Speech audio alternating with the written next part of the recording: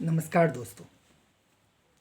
मेरा नाम देवेंद्र चंद राजा है और मैं हल्द्वानी, जिला नैनीताल, उत्तराखंड का निवासी हूँ। मैं कुछ किस्से और कहानियाँ अपने जीवन के लोगों के साथ शेयर करता हूँ, जिससे उनको कुछ ना कुछ सीखने को मिले और उनका मनोरंजन भी हो सके। और आज जिस टॉपिक को मैं लेकर आया हूँ वो जो है पिटाई मार पर है, जिसके बारे में आजकल के बच्चों को बिल्कुल भी नहीं पता, उसकी एबीसीडी भी नहीं पता। इन बातों को बताने से पहले मैं ये एक बात बता दूं कि माँ और बाप जो होते हैं, माँ और पिताजी जो होते हैं, वो धरती में भगवान का रूप होते हैं। ठीक है। तो वो अगर आपको मारते हैं या पीटते हैं तो उसके पीछे कुछ ना कुछ कारण होता है और वो आपकी अच्छाई के लिए ही होता है। तो पहले मैं ये कह के कोई बाद में उसको ब्लेम ना करे कि माँ बाप के बारे में ऐसी बातें बोल रहा है या माँ और पिता के बारे में ऐसी बात बोल रहा है। पहले से आपको बता दूं कि माँ बाप धरती में भगवान का रूप होते हैं, हमेशा उनकी इज्जत करो। भगवान धरती का और कोई नहीं होता, माँ बाप ही होते हैं। ऊपर वाला अलग भगवान है, धरती के भगवान माँ बाप ही होते हैं और वो आपकी बुराइयाँ या आपकी गलती के लिए ही आपको मारते पीटते हैं। ठीक है। अब आजकल के बच्चों में तो स्कूल में भी ये हो गया कि बच्चों को मारो तो सीधे पेरेंट्स घर पहुंच जाते हैं। पहले ऐसा नहीं होता था, पहले स्कूल के टीचर्स भी बहुत मारते थे। चलो आज मैं पेरेंट्स के भी और स्कूल टीचर्स की भी बात बताता हूँ, उसमें आपको ज़रूर बच्चों को अच्छा लगेगा और बड़ों को भी अपनी कहानियाँ भी शेयर कीजिएगा कि आप कैसे मार खाते थे। मैं बताता हूँ अपनी स्टाइल कि मैं कैसे मार खाता था और मैंने कितनी भयंकर मारें खाई हैं। दो तीन किस्से खास तौर से मैं चाहूँगा जो लोग मुझे सुन रहे हैं वो अपने बच्चों को भी ये सुनाएं कि देखो बेटे, आज से 25 साल पहले या 30 साल पहले बच्चों को कैसे मारा पीटा जाता था उनकी गलतियों पर, और टीचर्स भी कैसे मारते थे। लेकिन आजकल के बच्चों को नहीं मारा जाता उतना। तो उन बच्चों के लिए और कुछ यादें मार की भी ताज़ा कर लेते हैं दोस्तों के साथ। उसमें क्या है, सबने मार खाई है। और जो मैं किस्सा सुना रहा हूँ ऐसे नहीं कि मेरे मम्मी पापा ने मुझे मारा, हमारे अड़ोस पड़ोस में मुझसे भी ज़्यादा मार पिटाई होती थी, मतलब मुझसे भी ज़्यादा मारते थे। मेरे मम्मी डैडी एटलीस्ट गालियाँ तो नहीं देते थे। हमारे अड़ोस पड़ोस में तो वरना गालियाँ भी जी भर के दी जाती थी, मारा भी जाता था दौड़ा दौड़ा के। बहुत से लोग हैं, क्या नाम लूँ, सबको पता ही है कहानी। तो लेकिन मैं अपनी कहानी फटाफट शेयर करता हूँ आपके साथ, टाइम ज़्यादा वेस्ट ना करते हुए। देखिए मेरी मार के किस्से, सिर्फ दो तीन किस्से मार के सुनाऊंगा बस, उसी में आपको अंदाजा आ जाएगा। आप बच्चों को भी बताइएगा, खुद भी इंटरेस्ट दीजिएगा और ज़रूर पूरी कहानी सुनिएगा, आपको मज़ा आएगा। हम शुरुआत करते हैं पहले किस्से से। देखिए हमारे वहाँ पे मैं आपको बता रखा है कि मैं हल्द्वानी में गांव में रहता था। गांव का नाम है सैनिक कॉलोनी, हरिपुर नायक।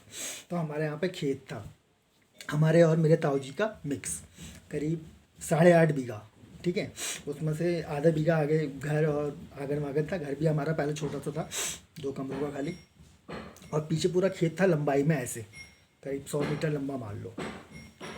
ठीक है, 300 फीट के करीब, हाँ, लंबाई में ऐसे खेत हुआ करता था, ऐसे करके लंबा।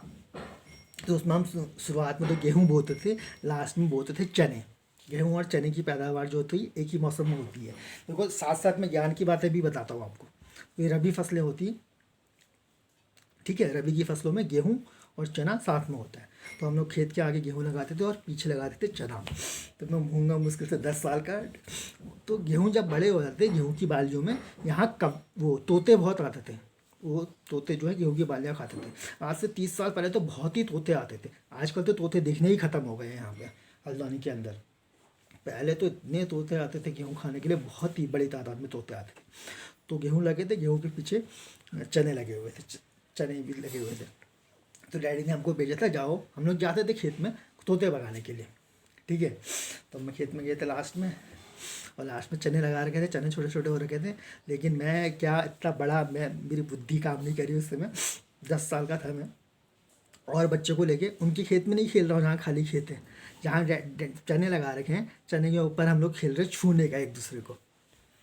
तो मेरे डैडी देख पीछे खेत में आए चलते चलते, देखा तो वहाँ हम लोग चने में छूने छूने का खेल रहा, पूरे चने की फसल की ऐसी की तैसी कर रखी है। अब भाई किसान को गुस्सा तो आएगा ही, फौजी आदमी, आओ देखा ना ताओ, मेरे को मारने को आए।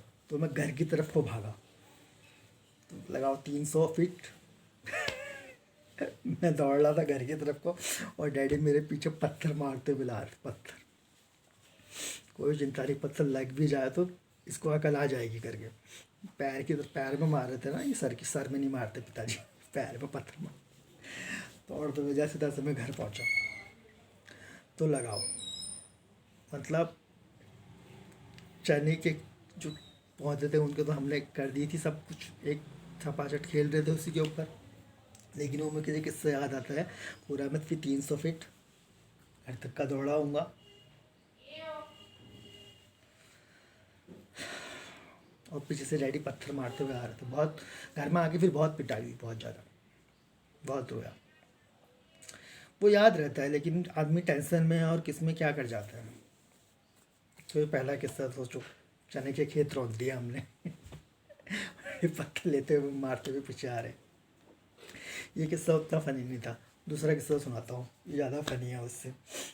मेरे पिताजी जो हैं मार्केट गए हुए थे।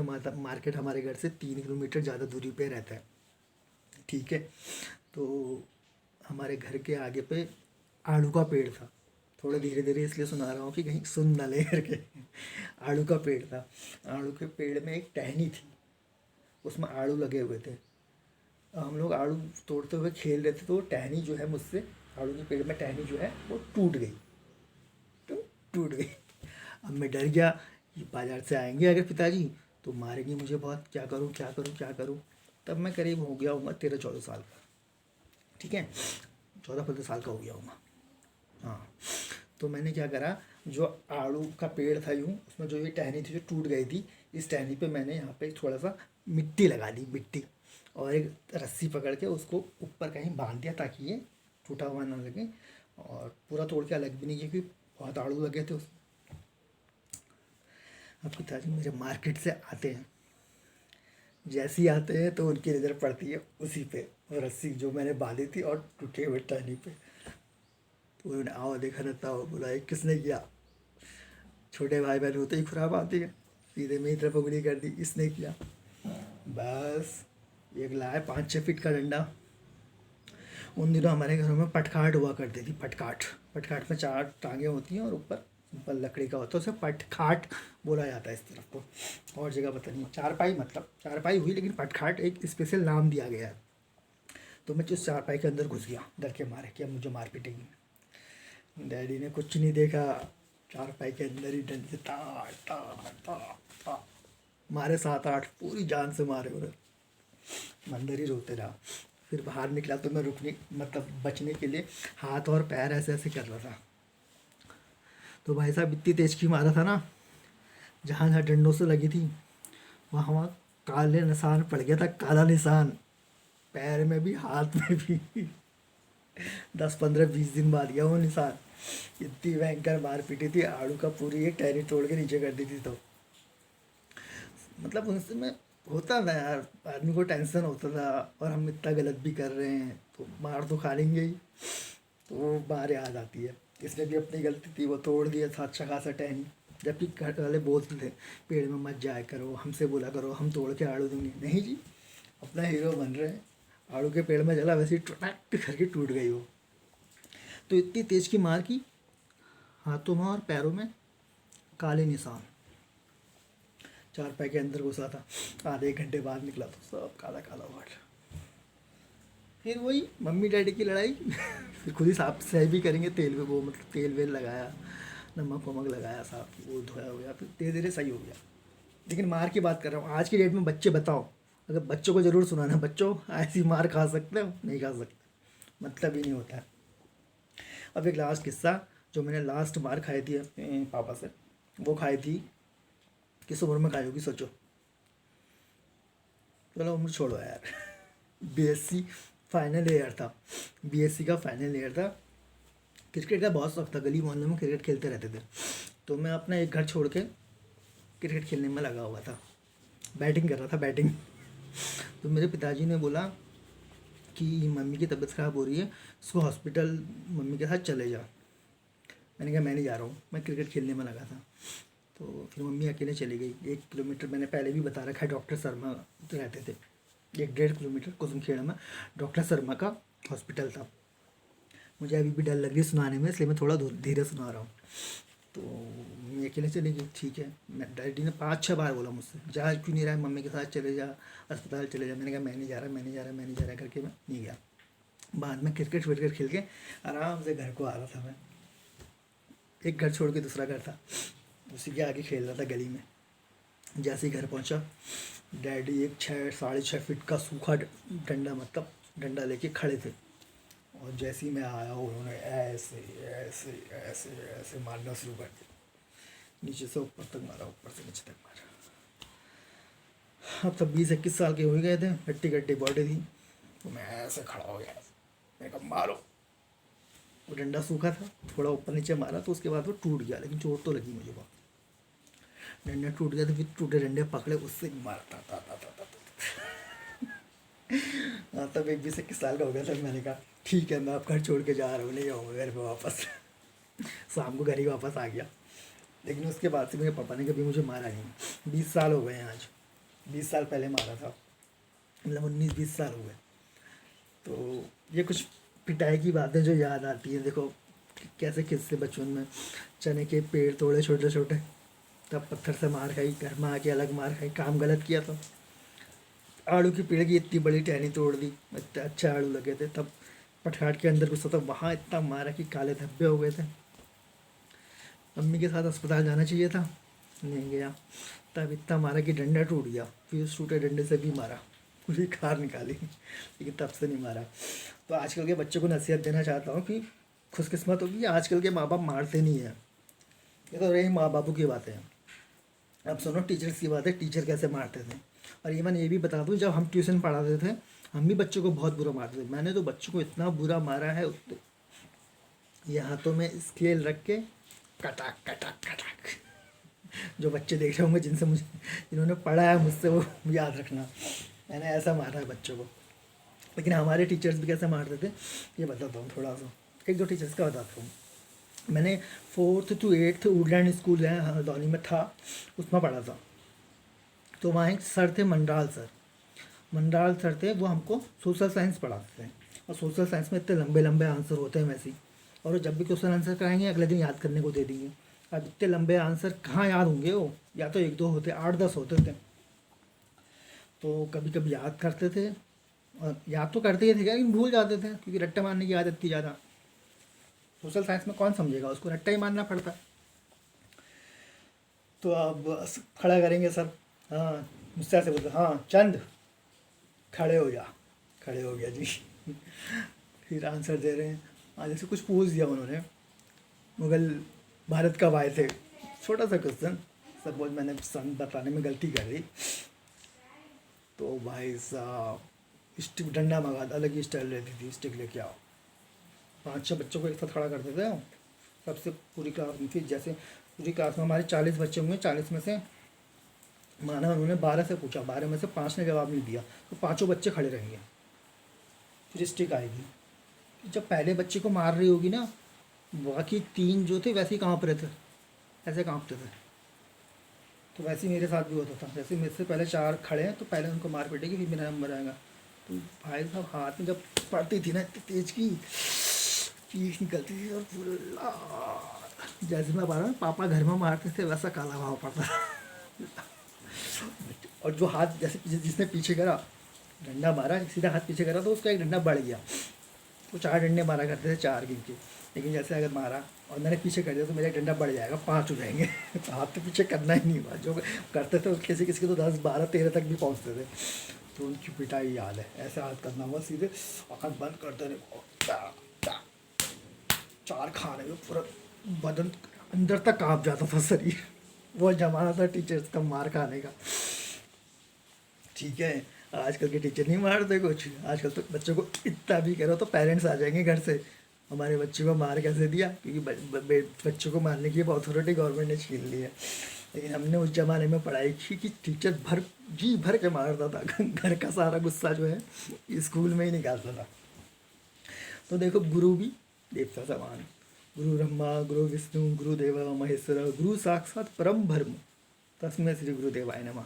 तो मैं ऐसी माता पिता भी धरती में भगवान का रूप है, उनसे बढ़कर कोई नहीं है, गुरु से बढ़कर कोई नहीं है।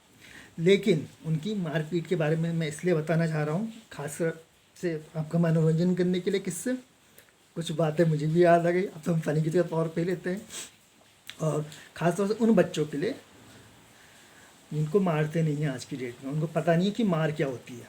आजकल बड़े फूलों से हम भी नहीं मारना चाहते। इवन मेरे भतीजे हैं, बच्चे हैं, भांजे हम भी नहीं चाहते कि इन पे कोई हाथ मारे, कुछ करे। कभी मारो तो उतना अच्छा नहीं लगता, लेकिन मारना सही चीज़ है। क्योंकि कई कोई डायलॉग ऐसे भी पढ़ते थे हमारे घर में, तो डैडी से भी और टीचर से भी, मारने से पहले। कौन सा कौन सा बताओ?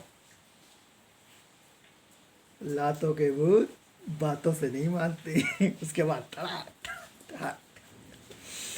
तो दोस्तों, ये कुछ किस्से हैं जो मैंने शेयर किए अपनी मारपीट के। इसमें बिल्कुल बुरा ना मानिएगा, मुझसे भी बुरी मारपीट मैंने देखी है अपने अड़ोस पड़ोस में, इधर उधर। बहुत बुरा पहले ज़माने में बच्चों को मारा जाता था, और इवन आज की डेट में भी जो गरीब इलाके हैं वहाँ पे मैंने देखा है बच्चों के साथ बहुत बुरी तरीके से मारपीट होती है, मार पिटाई होती है।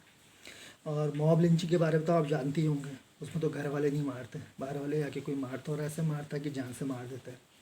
हाल ही में अल्मोड़ा का केस आपको पता है ही।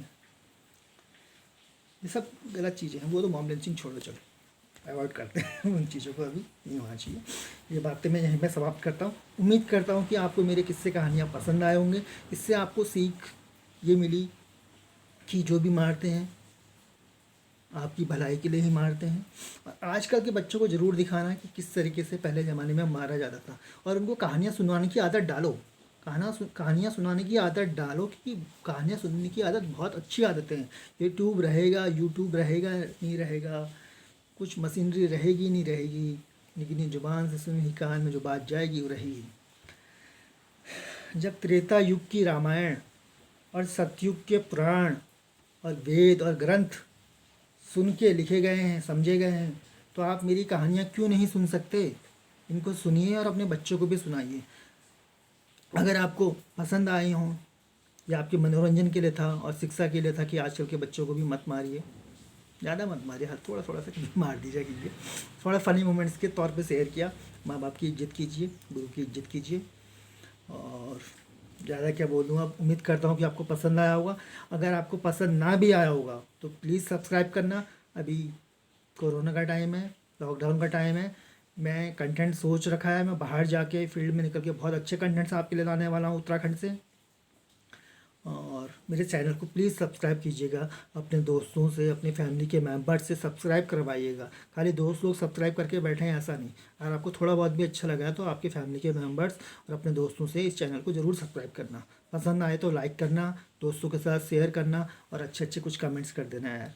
और आपने भी मार खाई है कुछ ख़तरनाक मार के किससे, लिख कर बता देना। मैं लोगों को बताऊँगा, नाम नहीं बताऊँगा, भले अगर आप बोलोगे तो नाम के साथ बताऊँगा, लेकिन शेयर करना। सुनने में अच्छा लगेगा, सुनाने में अच्छा लगेगा। इसी उम्मीद के साथ विदा लेता हूँ कि आपको ये बातें अच्छी लगी होंगी, और आप ज़रूर सुनेंगे और ज़रूर पसंद करेंगे, कमेंट भी ज़रूर करेंगे, शेयर भी ज़रूर करेंगे। जय श्री राम। विदा लेता हूँ। जय सिया राम।